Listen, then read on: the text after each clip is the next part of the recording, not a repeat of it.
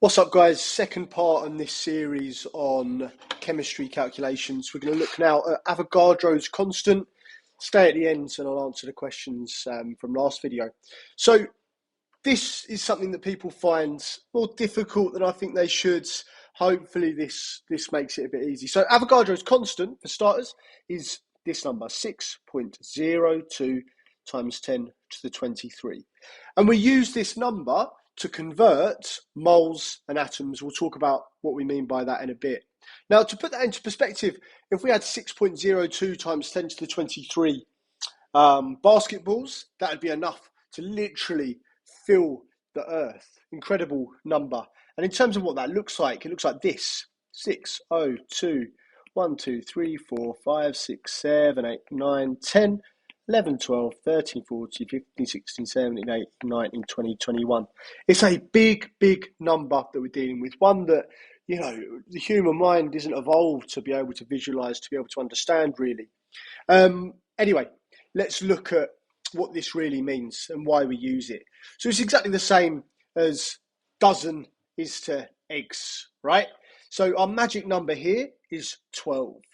And to convert a dozen into number of eggs, we're going to times by 12. And to go the other way, we're going to divide by 12.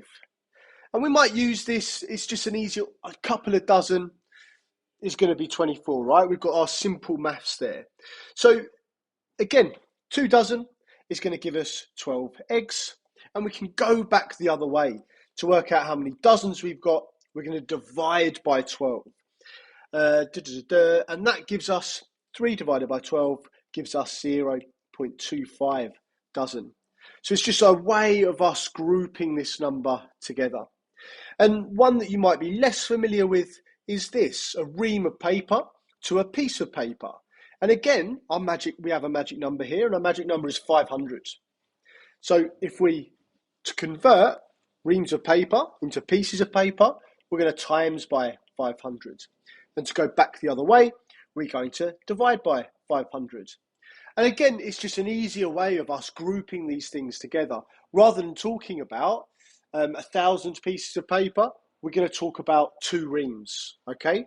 So again, to go from 2 reams to work out pieces of paper, I'm going to times by 500. That gets me to 1,000 pieces of paper. To go back the other way, if I have 1,200 pieces of paper, to sort of group those together, we're going to get to 2.4 reams here. We're dividing that by 500. Okay? Now, moles and atoms work exactly the same way. Moles are our dozen, if you like. They're our way of grouping large numbers of atoms. Okay? So, again, our magic number, 6.02 times 10 to the 23. To convert moles into atoms or ions or molecules, depending on what the question is, we're going to times by 6.02 times 10 to the 23. To go the other way, we're going to divide by 6.02 times 10 to the 23. So again, we've got this magic number, if you like.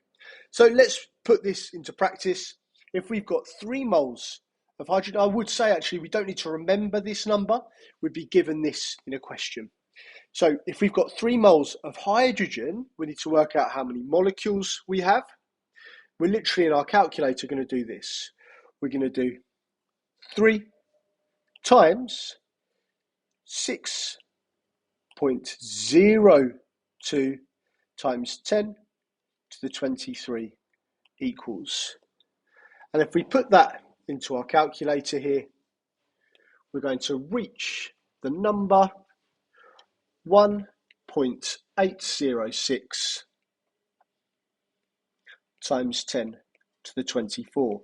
So in this case, we're talking about H2 here. So here we're going to have molecules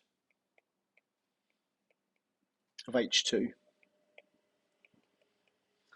And we'll look at structure and bonding in a later video. So if we're not too sure about that, that language will make that a bit clearer for you. Next one. If we have 680,000 atoms of helium, we're going from atoms to moles. So we need to divide by 6.02 times 10 to the 23. So again, we're literally,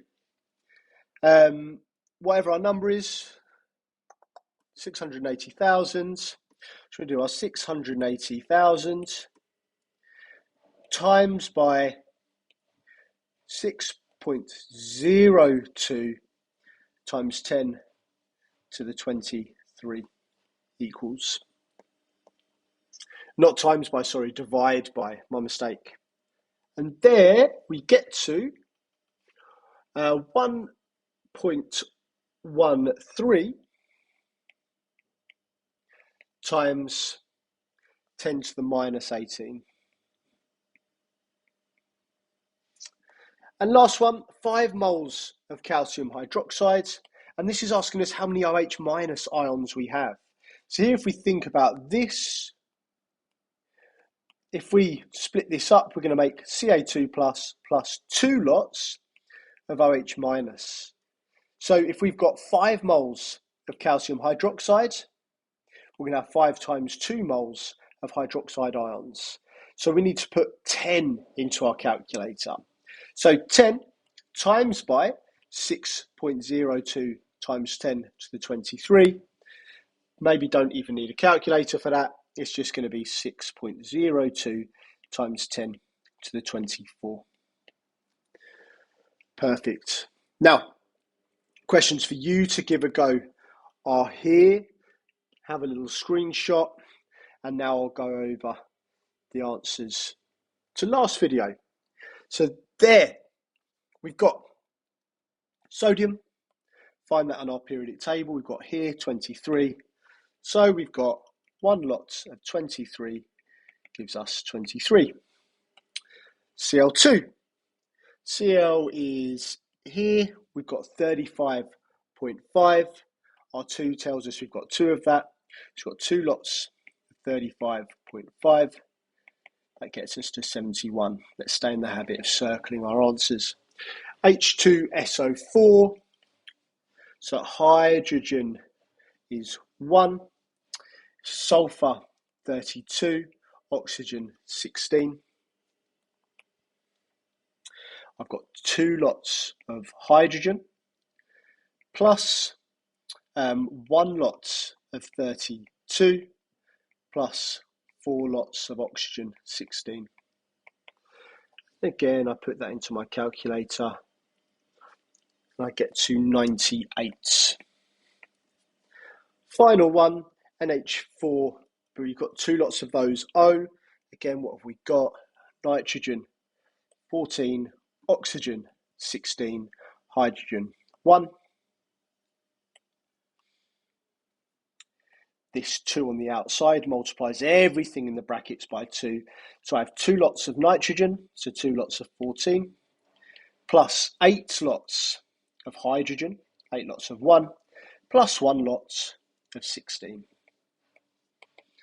And there we get to 52.